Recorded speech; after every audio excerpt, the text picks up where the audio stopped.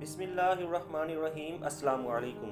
China और India के दरमियान 12 अक्टूबर को LAC पर एक दफ़ा फिर से डायलॉग शुरू होने जा रहे हैं ताकि सूरत हाल को नॉर्मलाइज किया जाए।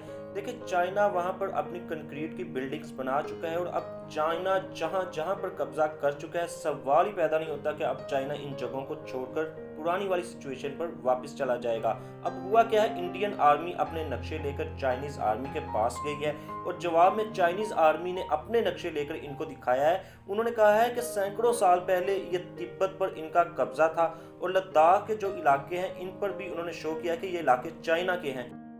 मज़ीद वीडियोस के लिए लाइक कीजिए, शेयर कीजिए, सब्सक्राइब कीजिए और बेल आइकन को क्लिक कीजिए। अभी 12 अक्टूबर को नेक्स्ट राउंड शुरू होने जा रहा है डायलॉग का, लेकिन इससे पहले इंडिया ने एक दफ़ा फिर इतनी बड़ी हमाकत की है। उन्होंने क्या किया कि मोदी जाकर वहां पर अटल टनल का इफ्तिताह करते हैं जो कि एक मुतनाज़ इलाके में है और चाइना इस चीज़ को लेकर बहुत नाराज़ हुआ है। यहाँ तक कि उन्होंने धमकी लगाई है कि अगर जंग होती है तो चाइना मिसाइल से इस टनल को हिट करेगा और फिर ये टनल सर्विसेबल ही नहीं रहेगी।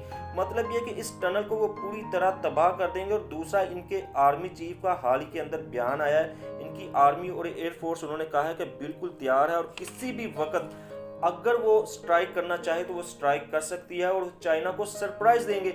ये ऐसी बड़के मार रहे हैं जो बिल्कुल खोखली हैं। देखिए, चाइना की एयरफोर्स और इंडियन एयरफोर्स के दरमियान ज़मीन आसमान का फ़र्क है। अभी हाल ही के अंदर अमेरिकन कंपनी लॉकहीड मार्टिन ने इंडिया को F-35 एयर जेट देने से इनकार किया है। आप अंदाज़ा कर लें कि इनकी एयरफोर्स को वो इस काबिल ही नहीं समझते कि F-35 जैसे जदीद एयरक्राफ्ट को वो जंग के अंदर उड़ा सकें, क्योंकि अमेरिकन कंपनी को बखूबी अंदाज़ा है कि चाइनीज़ एयरफोर्स या पाकिस्तानी एयरफोर्स F-35 को इंगेज करके आसानी से मार गिराएंगी और फिर नतीजा ये निकलेगा कि F-35 की मार्केट पूरी दुनिया के अंदर गिर जाएगी और ये इतना बड़ा लॉकहीड मार्टिन को नुकसान होगा कि शायद वो ये झटका बर्दाश्त ना कर सके। देखिए, 27 फरवरी को क्या हुआ था, पाकिस्तानी एयरफोर्स ने बड़ा खूबसूरत प्लान बनाया था।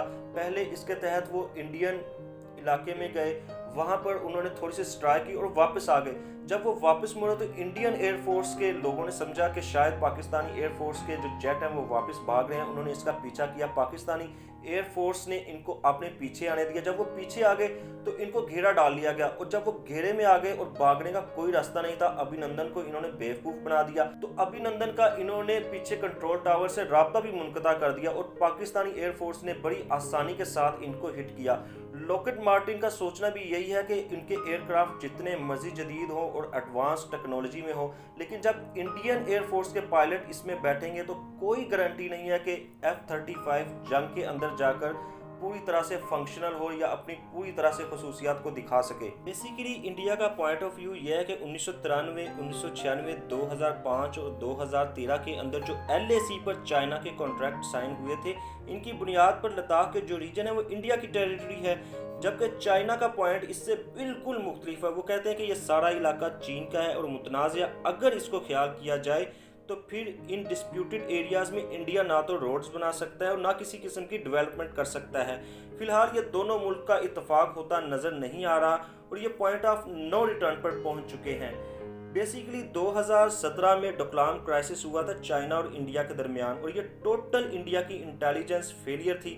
चाइना बड़े शानदार किस्म के प्लान के साथ इस वक्त यहाँ पर आया और आहिस्ता आहिस्ता बगैर एक गोली चलाए भी टेरिटरी पर उन्होंने कब्जा किया और इंडियन आर्मी, इनका मीडिया और पॉलिटिशियन इस दौरान अपनी आवाम को बेवकूफ़ बनाते रहे और बड़के मारते रहे कि जनाब देखें, हमने 1 इंच भी ज़मीन चाइना को नहीं दी।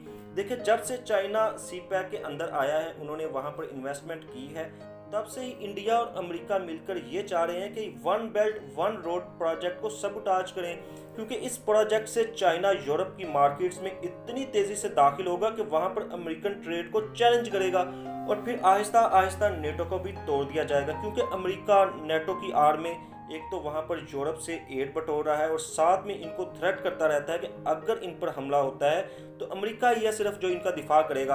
और चाइना की वहाँ पर इन्वॉल्वमेंट से यूरोप पर हमले की अफवाहें भी दम तोड़ेंगी और करोड़ों अरबों यूरोज जो इनको एड के नाम से जाते हैं वो भी सेव होंगे। दूसरी तरफ FATF का इजलास होने जा रहा है 21 से लेकर 23 अक्टूबर तक।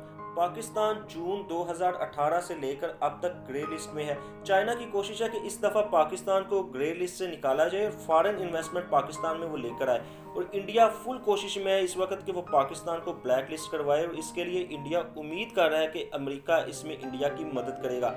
लेकिन अमेरिका को भी ये पता है कि अगर वो पाकिस्तान को ब्लैक लिस्ट करवाने के लिए प्रोपेगेंडा करता है तो फिर शायद इनका अफगानिस्तान से निकलना नामुमकिन हो जाए, क्योंकि तालिबान अगर इस वक्त पूरी दुनिया में किसी की बात सुनते हैं तो वो सिर्फ पाकिस्तान है। पाकिस्तान को ब्लैक लिस्ट से बचने के लिए इस दफ़ा सिर्फ 3 वोट की ज़रूरत होगी, और ये 3 वोट पाकिस्तान को चाइना, मलेशिया और तुर्की देंगे।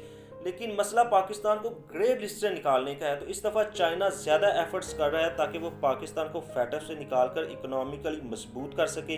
देखिए, पाकिस्तान को जो 27 नुकाती एजेंडा दिया गया था, इसमें से पाकिस्तान ने 5 पॉइंट्स को क्लियर किया था, और 27 में से 13 पॉइंट्स को क्लियर करना ज़रूरी होता है। लिहाजा पाकिस्तान ने जो कानून साजियाँ की हैं, उम्मीद है पाकिस्तान इस दफ़ा ये संगे मील अबूर कर लेगा। फिलहाल इंडिया के लिए चाइना लद्दाख के पॉइंट पर जाकर दर्द सर बना हुआ है, और दूसरा चैलेंज इनके लिए पाकिस्तान है जो स्ट्राइक का जवाब देने के लिए पूरी तरह तैयार है और फैटफ से भी निकलता हुआ नजर आ रहा है। बेसिकली चाइना की आर्मी इस वक्त बिल्कुल तैयार है कि अगर इंडिया कोई हमाकत करता है तो सर्दियों के अंदर चाइना पूरी टेक्नोलॉजी के साथ वहां पर हमला करेगा। अभी हाल ही में चाइना ने मिसाइल बैलून वहां पर छोड़े हैं, एयर एम्बुलेंस वहां पर प्रोवाइड की है अपनी आर्मी को, पेट्रोलिंग चाइनीज आर्मी ने वहां पर बढ़ा दी है, सर्दियों में आर्मी के लिए स्पेशल यूनिफॉर्म बनवाए गए हैं। ये सारी चीजें इशारा कर रही हैं कि चाइनीज आर्मी बिल्कुल रेडी है और सर्दियों के अंदर कन्वेंशनल वार होने जा रही है।